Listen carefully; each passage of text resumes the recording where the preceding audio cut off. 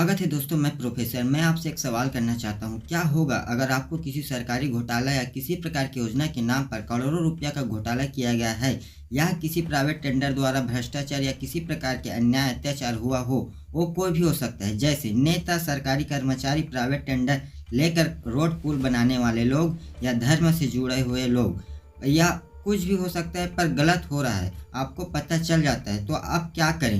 जाहिर सी बात है, अगर आपको पैसा या फैमिली से ज़्यादा देश और देश के लोगों के लिए प्यार होगा तो आप आवाज़ उठाएंगे, और आपका बात सही है तो लोग भी आपका साथ देंगे। अब मान लेते हैं उदाहरण के लिए, कोई एक नेता जो बहुत बड़ा घोटाला कर रही किसी योजना के नाम, वो आपको किसी तरीके से पता चल गया। अब आप क्या करेंगे? आवाज़ उठाएंगे। सही है तो लोग भी साथ आएंगे, बात बड़ा होगा, धमकी भी मिलेगी। अब नेता आपको एक ऐसी साजिश करके मरवाता है कि दुर्घटना या आत्महत्या लगे या किसी गुंडे के द्वारा गोली मरवा दे। अब क्या होगा? अगर अपराधी पकड़ा गया तो कुछ महीने या कुछ सालों का सजा होगी या बेल लेकर बाहर आ जाएगी, केस चलता रहेगा। और जो आपके साथ आवाज उठाए हैं वो धीरे धीरे बात को भूलकर अपने अपने काम पर लग जाएंगे। अगर दोस्तों स्टोरी समझ नहीं आया तो एक बार फिर से देख लीजिए। पर कुछ नहीं दोस्तों, ऐसे घटना बहुत सी हुई है जिसमें आमतौर पर सच्चाई के लिए लड़ रहे लोगों के साथ ऐसा होता है और आवाज उठाने की सजा अपने जान की कीमत चुकाकर देना पड़ता है। ये आमतौर पर सामाजिक कार्यकर्ता, पत्रकार, सरकारी कर्मचारी जो ईमानदार हैं, आरटीआई कार्यकर्ता और आम नागरिक होते हैं। तो आइए दोस्तों जानते हैं ऐसे महान इंसानों के बारे में जिन्होंने पैसा, आराम, यहाँ तक कि अपने परिवार तक को छोड़ दिया, सिर्फ देश और देश की जनता यानी हमारे लिए सोचा।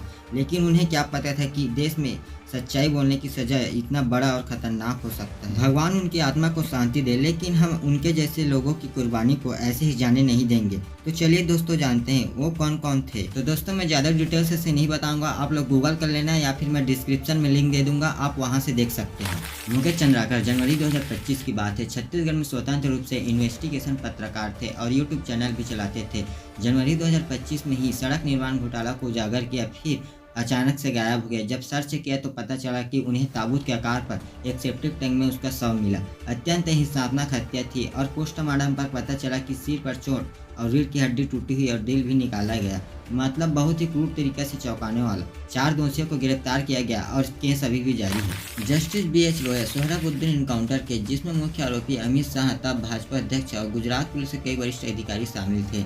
हाई प्रोफाइल केस निष्पक्ष सुनवाई जारी थी। उनकी फैमिली और कुछ पत्रकारों ने दावा किया कि उन पर दबाव डाला जा रहा है और रिश्वत पेशकश भी की गई। हार्ट अटैक से मौत हो गई जब वे नागपुर में एक शादी में गए थे। पोस्टमार्टम के दस्तावेज भी विरोधाभास था और उनके कपड़े खून से सने हुए मिले थे। उनके साथ मौजूद जजों की भी गवाही में विरोध था। 2018 में कोर्ट ने बोला प्राकृतिक मौत है और केस क्लोज कर दिया। सतीश सेठ RTI एक्विस्ट महाराष्ट्र। सतीश सेठ जमीन घोटालों का पर्दाफाश किया। उन्होंने मुंबई, पुणे और जमीन कब्जे के बड़े घोटालों को उजागर किया। 13 जनवरी 2010 को सुबह सैर करते वक्त तलवार से उनकी हमला कर उनकी हत्या कर दी गई। उन्होंने पुलिस सुरक्षा से मांग की थी लेकिन नजरअंदाज कर दिया गया। CBI ने जांच शुरू की लेकिन कई बार बंद करके खोला गया। आज भी न्याय अधूरा है। गोविंद पंसारे लेखक एक्टिविस्ट थे। 2015 में इनकी गोली मारकर हत्या कर दी गई।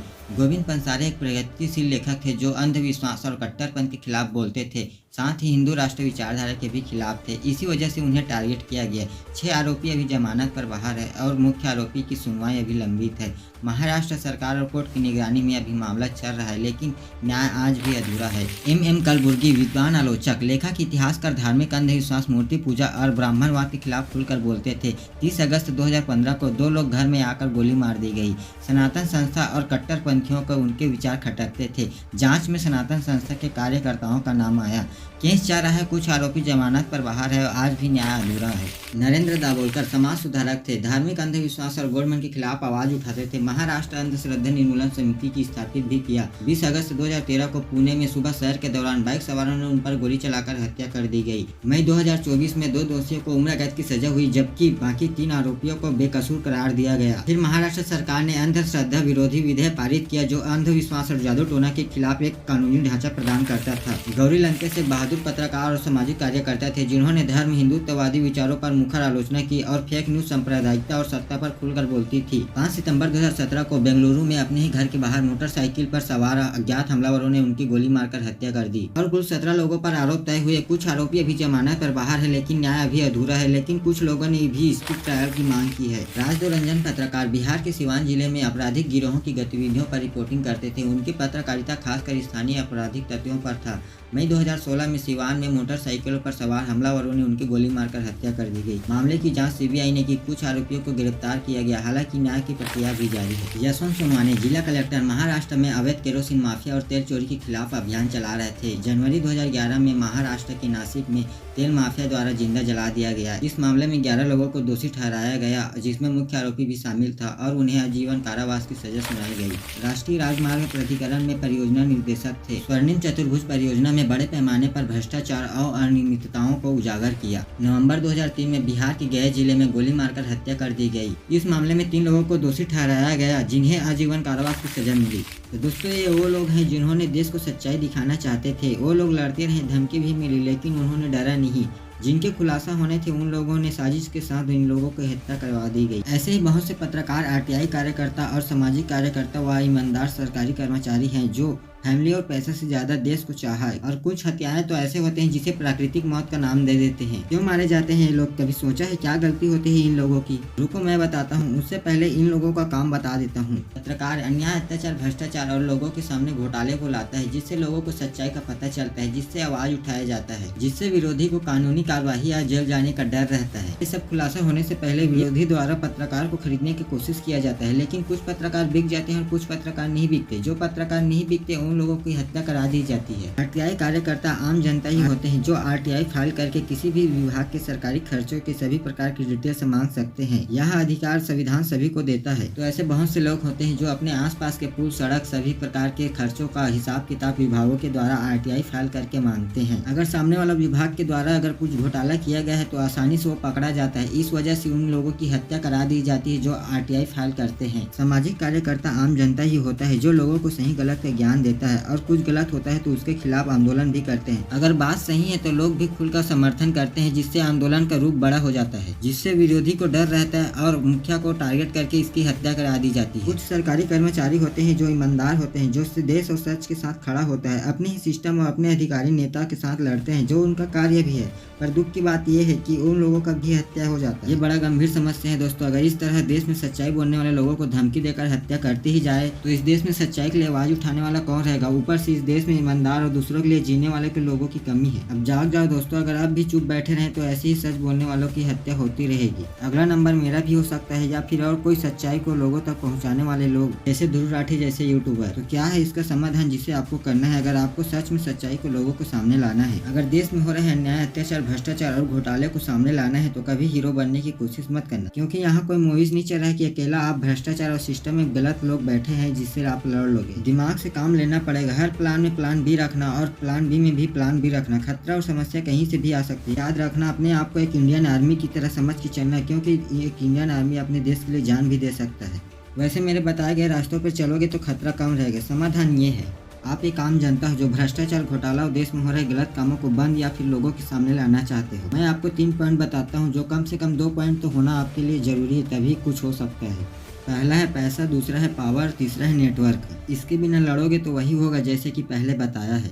अगर ये तीनों पॉइंट में से आपके पास कुछ नहीं तो पहले लाओ, उसके बाद आवाज़ उठाना। चाहो तो आप ग्रुप बनाकर काम कर सकते हो, क्योंकि किसी के पास पैसा होता है तो किसी के पास सरकारी पावर होता है तो किसी के पास इंटरनेट नेटवर्क। कुछ भी करने से पहले याद रखना, कानून हाथ में मत लेना और संविधान में रहकर करना। अगर ये नहीं कर सकते तो समाज में ऐसे कई लोग होते हैं जो समाज के लिए कार्य कर रहे होते हैं, उनके साथ मिलकर अपना कार्य कर सकते हैं और देश के लिए आवाज़ उठा सकते हैं। सीधा सीधा पॉइंट बता देता हूँ दोस्तों, वीडियो लंबी होगी। कभी भी बिना पैसा, पावर या नेटवर्क की आवाज़ मत उठाना। या तो आप ग्रुप बनाकर आवाज़ उठाओ या फिर किसी कार्यकर्ता के साथ जुड़ जाओ। नेटवर्क बनाकर रखो, घर, परिवार, मोहल्ले, रिश्तेदार, गाँव, शहर पर, और एक दूसरे के तकलीफ पर साथ दो। और अन्याय हो तो आवाज़ उठाओ और लीडर बनो, पर पूरा तरीके से नहीं। मतलब किसी बात में आवाज़ उठाओगे तो सबको एक एक पॉइंट बोलने को बोलो। अगर ग्रुप में भी रहकर आप अकेला पॉइंट बोलोगे तो टारगेट आप बनोगे। सभी को बोलने का मौका दो, जिससे आप अकेला नज़र में नहीं आओगे। वो भी भ्रष्टाचार, घोटाला को सामने लाने के लिए पहले ग्रुप में, मोहल्ले में, शहर में पहले बताओ सबको। फिर आप पुलिस और कानून का सहारा लो, क्योंकि आपको पता है लोकल पुलिस और अधिकारी मिले हुए रहते हैं विरोधी से। अगर विरोधी द्वारा धमकी मिले तो सबको पहले बताओ, उसके बाद रिपोर्ट दर्ज करवाओ। ऐसा मत बोलो कि देश के लिए जान दे सकते हैं और जान ले भी सकते हैं। अहिंसा के मार्ग पर चलो, पर आत्मरक्षा करना भी जरूरी है, संविधान कहता है। सरकार से मांग करो, आरटीआई कार्यकर्ता अभी भी सुरक्षित है, इसके लिए कोई कानून लाओ। आरटीआई कार्यकर्ता का अगर हत्या होता है तो उसके लिए मुआवजा का मांग करो, क्योंकि वो अकेला अपने लिए नहीं लड़ता, हम सब के लिए लड़ रहा होता है। लोगों को बताओ संविधान हमें आरटीआई के जरिए क्या अधिकार देता है। 90% आरटीआई कार्यकर्ता का हत्या इसलिए होती है क्योंकि किसी को पता ही नहीं रहता कि आरटीआई फाइल किया है। इसलिए कभी भी आप आरटीआई फाइल करते हैं तो ग्रुप में करना है, जितना ज़्यादा संख्या होगा उतना आपके लिए खतरा कम रहेगा। लास्ट में यही कहना चाहूँगा दोस्तों, हमारे देश में हो रहे घोटाले, अन्याय, अत्याचार, भ्रष्टाचार को हम जड़ से खत्म कर सकते हैं। बस आप इस चैनल को बड़ा बनाओ, सपोर्ट करो, शेयर करो, क्योंकि जो मैं 3 पॉइंट बताया वो मेरे पास भी नहीं है। सबसे इम्पोर्टेंट बात, बाकी चैनल में आपको समस्याएं मिलेगी पर इस चैनल पर आपको समाधान मिलेगा। और इसी तरह मैंने देश की समस्या और समाधान पर वीडियो बनाया है, लिंक आपको डिस्क्रिप्शन में मिल जाएगा या फिर यहाँ क्लिक करके देख सकते हो। लास्ट में एक लाइन बोलना चाहता हूँ दोस्तों, पत्रकारों और मीडिया रिपोर्टरों ने समस्याएं बताया, आरटीआई कार्यकर्ताओं ने अब घोटालों पर पर्दा उठाया। मैंने आपको इन समस्याओं का समाधान बताया, अब आपकी बारी हम सब के सपनों को सच्चाई में बदलना। दोस्तों रेडी हो न्याय, अत्याचार, भ्रष्टाचार के खिलाफ प्रोफेसर के साथ। जय हिंद, जय भारत।